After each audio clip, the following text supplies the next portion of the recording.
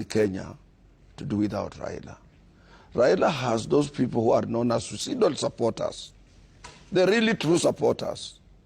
And these are the majority in this country, silently. Yeah. So if you win elections in this country and you want quietness in the country, you must have Raila around you. You remember last year, immediately after 22 elections during Labor Day, Yes. I did say, let's open up chances for Raila.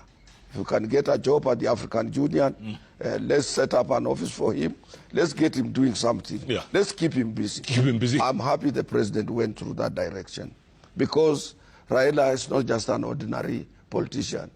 I saw another young upcoming politician in Western Province trying to argue, after I had advised him that please, for you to aspire to high heights, you need to respect people like Raila.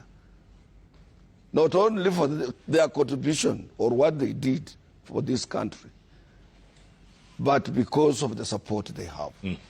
And this is not the support that will die tomorrow or after. It can live after 50 years after Raila. His support.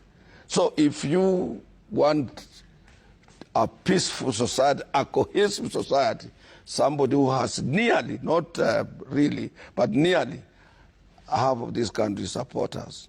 And with that as a head of state, and Ruto has also more than a half supporters of this country, you come together, the country is quiet. Yep. Now casualties come in like this. Yes.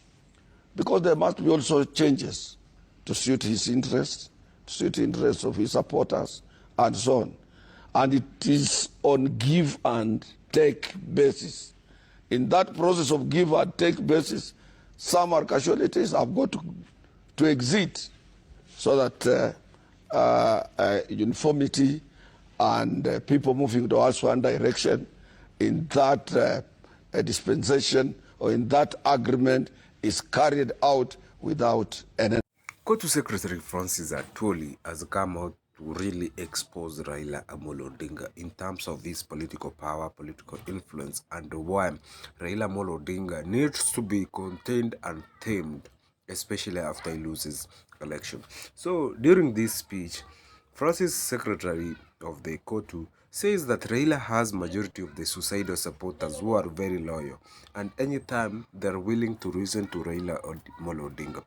We have always seen whenever Raila calls for a demonstration, they're always ready, and that begs the question, how will we contain his supporters? Remember during 2017, after Raila lost election and mayhem of what happened after, even when Raila was coming from abroad, the people were willing to go and welcome him from the airport. Even the government was forced to try and thwart this operation. Now that Raila, last year he called for demonstration of bad governance, food security, and the increasing prices of goods across the country. The people were ever ready. And that means that Raila has unwavering influence in politics of Kenya.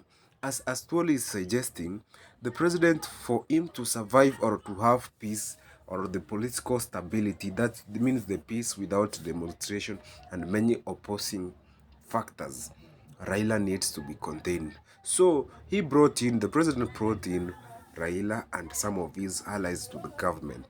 Now that after the Gen Z, Raila is already in the government and the demonstration have not been really seen for the moment.